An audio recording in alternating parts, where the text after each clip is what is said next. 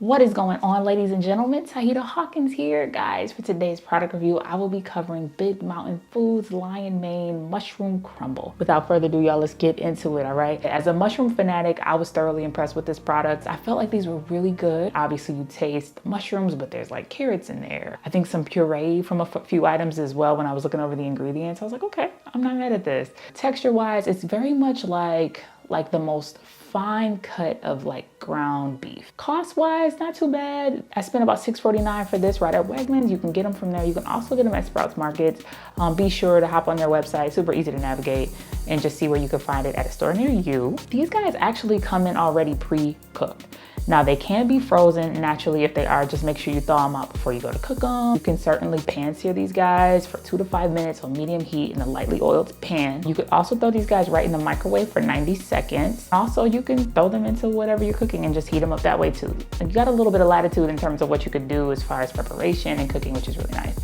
Now I decided I was in the mood for meatloaf. So I was like, you know what? I'm gonna bake it and see how it comes out. So this was sort of like me just being creative, as my son would call it. Basically what I did is I cut up some green pepper, some onion. I threw those in there with a lax egg, and then just formed them up really, really good into a meatloaf style. Had the oven on at 350, put this in a pan, which I had lightly sprayed with some cooking spray.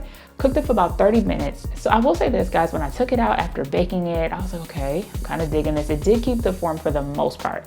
Meanwhile though, I let that kind of cool just for a few minutes, but I also had some mashed potatoes that I had whipped up real quick. Just kept it real simple, used some almond milk, some vegan butter, a little bit of garlic salt, some cracked pepper, and I think I had like a little sea salt. And then I had a little gravy, sauteed some peppers and a little bit of vegetable oil. And then I added some soy sauce, some nutritional yeast, and some flour. I figured, okay, got the meatloaf out the oven. Let me go ahead, put these on top of my mashed potatoes, put the gravy over top, and then get into it. Guys, the form did not completely hold entirely. So I had to kind of piece it back together. It was a little messy on my plate, which I don't love, but I figured, you know what, that's all good. And to be fair, even though the form wasn't all the way there, I was like, I could play with that later. Like I could do maybe another flax of egg or, you know, something to kind of just help bind it a bit better.